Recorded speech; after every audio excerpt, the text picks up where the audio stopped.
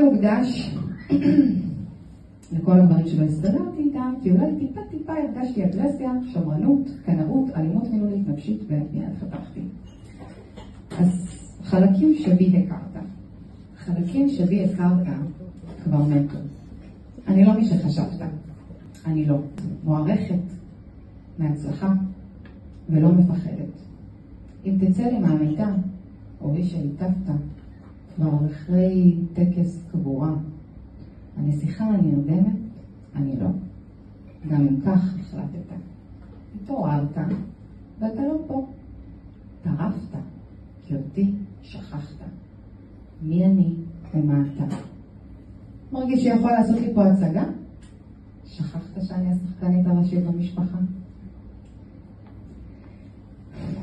רחשי הים שמולי, מנוע המטוסים שמעליי, כלום לא יביא אותי בחזרה להיות תלותית בך. תקדם ורע.